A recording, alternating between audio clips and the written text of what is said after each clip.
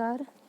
हम आरबीसी की बुक्स के टेस्ट चल रहे थे। इसमें हमारे 2 लेसन कंप्लीट हो चुके हैं। तीसरा लेसन है अध्याय 18 महाजनपद कालीन भारत एवं मगध साम्राज्य। तो देखते हैं आज इसके महत्वपूर्ण बिंदु। प्रारंभ में लोग कबीलों के रूप में रहते थे। जब शुरुआत था तब लोग कैसे रहते थे? कबीलों के रूप में रहते थे। किस रूप में रहते थे? कबीलों के रूप में रहते थे। जनसमूह या कबीला जितने भूभाग पर रहता था वह भूभाग जनपद कहलाता था। अब ये जो कबीला है या जो लोगों का जो समूह है जितने भूभाग पर रहता था वह भाग क्या कहलाता? जनपद कहलाता था। ठीक है।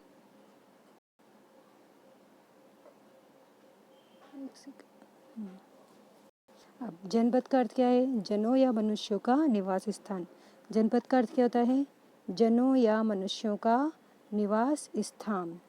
ठीक है। तो प्रारंभ में लोग किस रूप में रहते थे? कबीले के रूप में रहते थे और जिस भूभाग पर रहते थे उसे क्या बोला जाता था? जनपद कहा जाता था। जनपद का अर्थ क्या होता है? जनों या मनुष्यों का निवास स्थान। ठीक है, नोट कर लीजिए आप।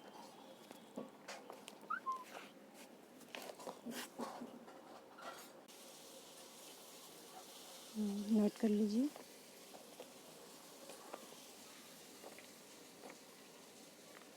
कर लिया, आगे चलते हैं। महाजनपद लगभग 600 ईसा पूर्व। महाजनपद कैसा था? लगभग 600 साल पहले। बड़े जनपद छोटे छोटे जनपदों को मिलाकर महाजनपद, एक सेकंड रुकना। जो बड़े जनपद है ना, जो बड़े जनपद है उन्होंने क्या करा? छोटे छोटे जनपदों को अपने अंदर मिलाकर क्या बना लिया? महाजनपद बना लिया जाता था। तो मतलब महाजनपद कैसे बने? जो बड़े जनपद थे, महत्वपूर्ण और बड़े जनपद थे, उन्होंने क्या करा? जो छोटे छोटे जनपद थे उनको मिला लिया, अपने राज्यों में मिला लिया। इस प्रकार क्या बन गए? महाजनपद बन गए। महाजनपद के शासक नियमित सेना रखने लगे। तो जो महाजनपद के जो शासक है वो क्या करने लगे? नियमित सेना रखने लगे। और ये जो बड़े महाजनपद जो बने थे ना, इनकी स्वयं की अपनी खुद की राजधानी होती थी। और ठीक है, तो इनकी स्वयं की अपनी राजधानी होती थी। महाजनपद के शासक नियमित सेना भी रखने लगे थे और सिपाही को पूरे साल वेतन देकर रखा जाता था। जो सिपाही जो रखे जाते थे तो उन्हें पूरे साल का वेतन देकर रखा जाता था। और जो उनको भुगतान किया जाता था वो आहत सिक्कों के द्वारा किया जाता था। किस रूप में किया जाता था? वेतन जो दिया जाता था वो आहत सिक्कों के रूप में दिया जाता था। नोट कर लीजिए।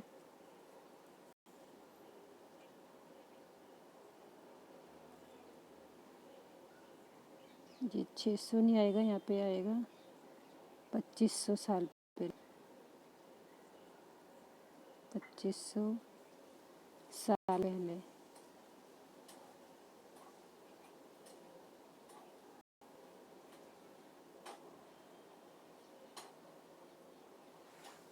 ठीक है,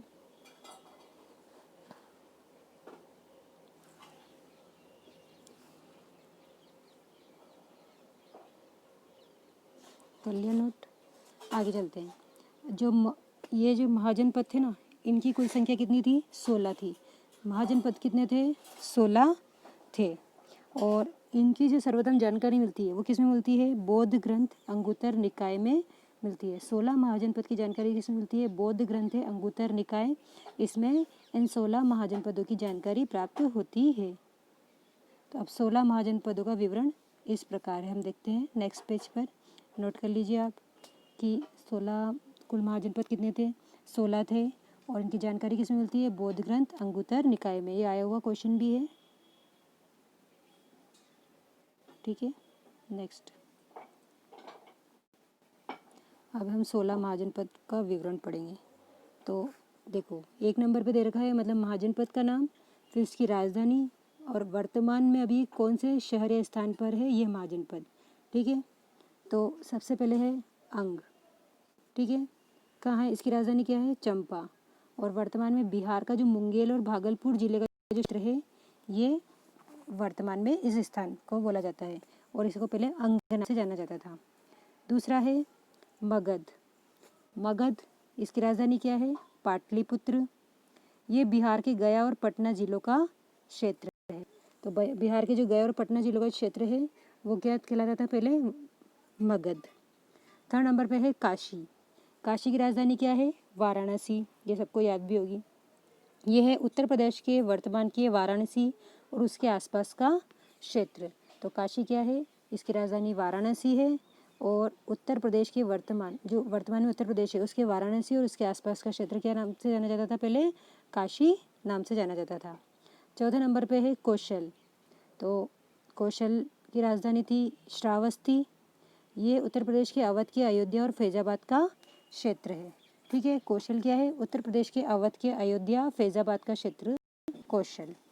फिर है वज्जी। 5वें नंबर पे वज्जी। वज्जी की राजधानी वैशाली। तो गंगा नदी के उत्तर में नेपाल की पहाड़ियों तक बिहार में वैशाली का क्षेत्र। ये गंगा नदी के उत्तर में नेपाल की पहाड़ियों तक बिहार का वैशाली का क्षेत्र वज्जी कहलाता था। फिर है मल्ल। मल्ल की राजधानी कुशीनारा और पावा, 2 राजधानियाँ थी इसकी। ठीक है, मल्ल की राजधानी। मल्ल से याद रख सकते हो आप। मल्ल क्या करते हैं? कुश्ती करते हैं और पैरों के बल करते हैं। तो कुशीनारा मल्ल की राजधानी की हो जाएगी कुशीनारा। बिहार के पटना जिले के पास कुशीनगर और पावा क्षेत्र में फैला था। उत्तर प्रदेश के गोरखपुर और देवरिया जिले में है ये। फिर है चेदी। चेदी की राजधानी है शक्तिमती। ठीक है, यमुना के किनारे बुंदेलखंड एवं झांसी क्षेत्र, बुंदेलखंड और झांसी का क्षेत्र जो है चेदी कहलाता था। चेदी महाजनपद के नाम से था। राजधानी इसकी शक्तिमती। फिर है वत्स। वत्स की राजधानी क्या है? कौशाम्बी। वत्स की राजधानी क्या है? कौशाम्बी और ये उत्तर प्रदेश में इलाहाबाद का क्षेत्र है। ठीक है, फिर है कुरु। कुरु की राजधानी इंद्रप्रस्थ, जो महाभारत में आया था इंद्रप्रस्थ, तो वो कुरु उनकी राजधानी, कौरव वंश के जो कुरु थे उनकी राजधानी क्या थी? इंद्रप्रस्थ। ये दिल्ली, मेरठ और गाजियाबाद के आसपास का क्षेत्र था। ठीक है, वर्तमान में जो दिल्ली, मेरठ और गाजियाबाद के आसपास का क्षेत्र है वो कुरु। फिर है पांचाल। पांचाल जो है जिन्हें अहिछत्रपुर, इसकी राजधानी थी अहिछत्रपुर और कामपिली। अब पांचाल याद आपको महाभारत में द्रौपदी वाला, तो द्रौपदी का ही वो था पांचाल और उसकी राजधानी क्या थी? अहिछत्र और कामपिल्य। ठीक है ना, 5 जनों को देख के सब क्या होते हैं? कांपने लगते हैं। और 5 जनों की छाया में रहते हैं तो क्या बोलते हैं? अहिछत्र, उनकी छाया बन जाती है तो अहिछत्र। तो पांचाल की राजधानी अहिछत्र और कामपिल्य। ये गंगा यमुना की मध्य में रुहेलखंड, रायपुर, बरेली, बदायूं एवं फर्रुखाबाद जिला आते थे इसके अंदर। मत्स्य, ये सभी को याद है। मत्स्य की राजधानी क्या थी? विराटनगर। मछली की होती बड़ी होती जाती है तो विराटनगर। राजस्थान का जयपुर, भरतपुर और अलवर का क्षेत्र। तो मत्स्य में राजस्थान का मत्स्य की राजधानी क्या थी? विराटनगर। तो राजस्थान का जयपुर, भरतपुर और अलवर का क्षेत्र जो है वो मत्स्य क्षेत्र के नाम से जाना जाता था। आपको याद होगा मत्स्य क्षेत्र पांडवों ने जो अपना अज्ञातवास बिताया था वो मत्स्य में ही बिताया था। नेक्स्ट है शूरसेन। शूरसेन की राजधानी थी मथुरा। ये उत्तर प्रदेश के मथुरा, वृंदावन आसपास का क्षेत्र है। शूरसेन की राजधानी क्या है? मथुरा। उत्तर प्रदेश के मथुरा, वृंदावन आसपास का क्षेत्र था ये। फिर है अश्मक। अश्मक जो है एकमात्र दक्षिण भारत का, दक्षिण में था ये अश्मक। तो याद रखना स्पेशल। दक्षिण, इसकी राजधानी क्या थी? पोतन। एकमात्र है ये जो दक्षिण का महाजनपद था अश्मक। ये दक्षिण में गोदावरी नदी के तट पर फैला दोनों ओर का क्षेत्र। ठीक है, तो इम्पोर्टेंट है ये अश्मक भी।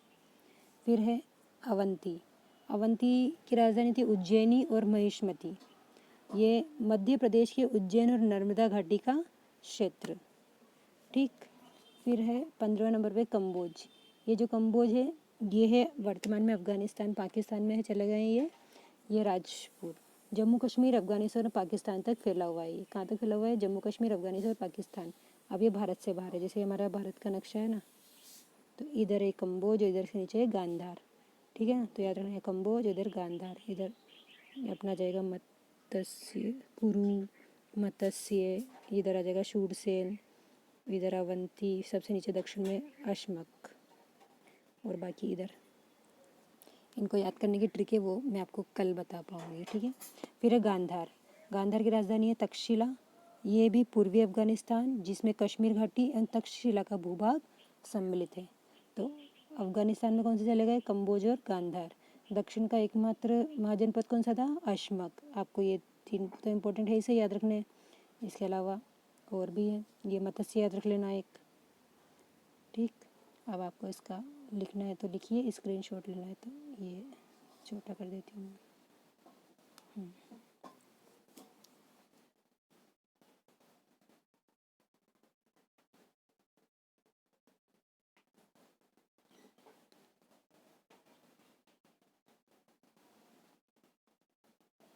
इसको आगे और डिटेल में मैं पढ़ाऊँगी, एक एक करके नाम आएंगे।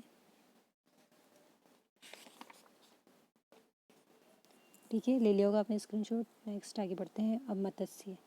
मत्स्य जो महाजनपद है, इसका विस्तार अलवर से चंबल नदी तक था। इसकी राजधानी क्या थी? विराटनगर। वर्तमान नाम क्या है? बैराट।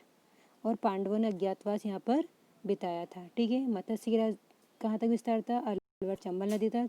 राजधानी क्या थी? विराटनगर। वर्तमान नाम क्या है इसका? बैराट। और पांडवों ने यहाँ पर अज्ञातवास बिताया था। नेक्स्ट है काशी। काशी जो है इसको बाद में कौशल जो महाजनपद था इसमें मिला लिया गया था। ठीक है, काशी को किस में मिला लिया गया था? कौशल में मिला लिया गया था। ये नोट कर लीजिए।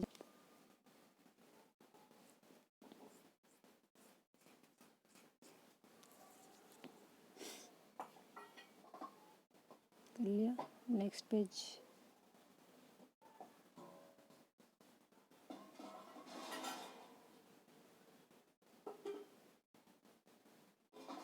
ये जो कौशल है इसकी बौद्ध जो जातक कथा है इसमें इसकी महत्वाकांक्षा के बारे में जानकारी प्राप्त होती है।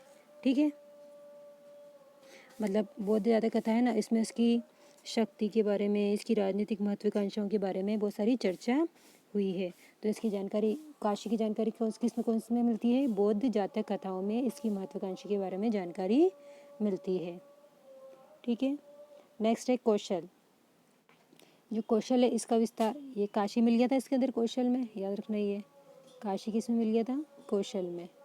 ऐसे आपको याद रह जाएगा। अब है विस्तार। कौशल का विस्तार क्या था? उत्तर प्रदेश के अवध से अयोध्या क्षेत्र तक। उत्तर प्रदेश का अवध से अयोध्या क्षेत्र तक इसका विस्तार था। इसकी रामायण में राजधानी क्या बताई गई है? अयोध्या। और बौद्ध ग्रंथ में इसकी राजधानी क्या बताई गई है? श्रावस्ती। ठीक है, तो कौशल की रामायण में राजधानी क्या है? अयोध्या। और बौद्ध ग्रंथ में इसकी राजधानी क्या है? श्रावस्ती।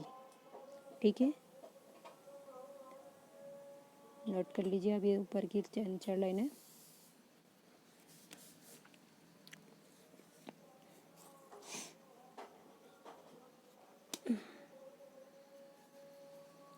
नेक्स्ट अंग। मगध व अंग के बीच चंपा नदी बहती थी। जो मगध है ये भी एक महाजनपद है और अंग भी एक। इनके बीच में कौन सी नदी बहती थी? चंपा नदी बहती थी। व्यापार और सभ्यता का ये प्रसिद्ध केंद्र था। अंग जो महाजनपद है क्या है? व्यापार और सभ्यता का प्रसिद्ध केंद्र था। और मगध और अंग के बीच संघर्ष व अंग मगध में मिल गया। तो पहले क्या होता था? मगध और अंग के बीच लगातार संघर्ष होता है और लास्ट में क्या होता है? अंग जो है वो मगध में मिल जाता है। ठीक है, तो याद रखना, मगध और अंग के बीच में कौन सी नदी बहती थी? चंपा नदी बहती थी। व्यापार और सभ्यता का ये प्रसिद्ध केंद्र था। पहले मगध और अंग के बीच में संघर्ष हुआ और बाद में अंग जो है वो मगध में मिल गया। नेक्स्ट है मगध। मगध इसकी प्राचीन राजधानी गिरिव्रज। ठीक है, क्या थी? प्राचीनतम जो राजधानी थी वो क्या थी? गिरिव्रज। ऐसे लिखा है गिरिव्रज। गिरिव्रज थी। और बाद में इसकी राजधानी राजगृह और पाटलिपुत्र राजगृह बनी। ठीक है, राजगृह और पाटलिपुत्र इसकी राजधानी बनी।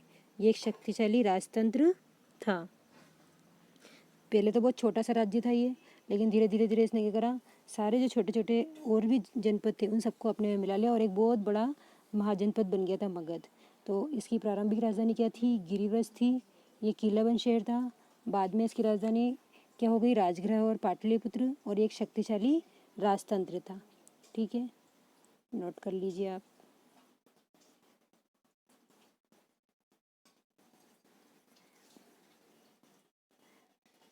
कर लिया। आगे वज्जी। पश्चिम में गंडक नदी इसकी सीमा बनाती और विस्तार कोसी व महानंद नदी तक था। अब जो वज्जी है इसकी पश्चिम क्या गंडक नदी जो है ना इसकी सीमा बनाती थी और इसका विस्तार कहाँ तक था? कोसी व महानंद नदी तक था। यह एक संगठनात्मक राज्य था।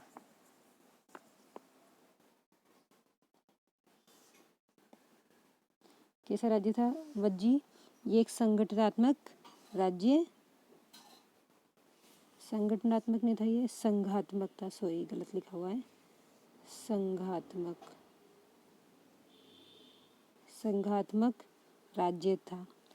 ठीक है, संघात्मक जो अलग अलग छोटे छोटे राज्यों से मिलकर बना था, तो संघात्मक राज्य था। पश्चिम में गंडक नदी इसकी सीमा बनाती थी और इसका विस्तार कोसी व महानंद नदियों के जंगलों तक था। और ये एक संघात्मक गणराज्य था। नोट कर लीजिए आप, ये पहले ये याद रखना, ये संगठनात्मक में के संघात्मक।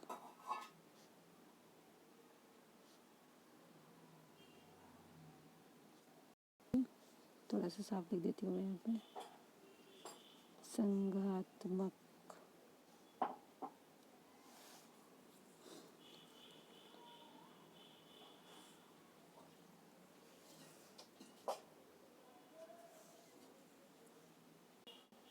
जो ये वज्जी जो है, ये गंगा नदी के उत्तर में नेपाल की पहाड़ियों तक फैला हुआ था। गंगा नदी के उत्तर में कहाँ तक फैला हुआ था? नेपाल की पहाड़ियों तक फैला हुआ था।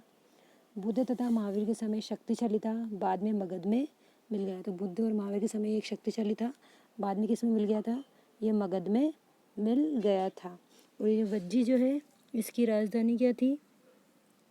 इसकी राजधानी थी वैशाली। ये भी याद रखना आप, इसकी राजधानी थी वैशाली। और इसको संघात्मक राज्य क्यों बोला? क्योंकि ये 8 कुल राज्यों से मिलकर 8 कुलों से बना हुआ था। किससे बना था ये? 8 कुलों से बना था। इस कारण इसको संघात्मक राज्य बोला गया। ठीक है, नोट करिए आप ये।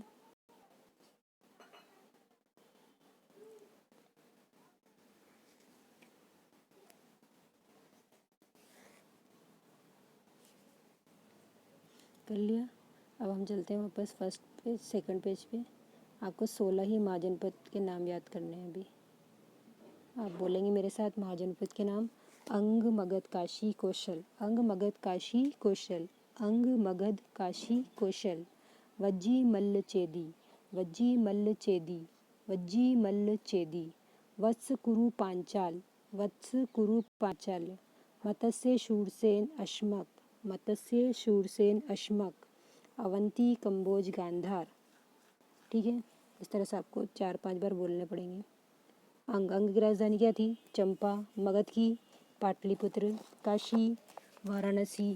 कौशल, श्रावस्ती। वज्जी, वैशाली। मल्ल, कुशीनाराया, पावा। चेदी, शक्तिमती। वत्स, कौशाम्बी।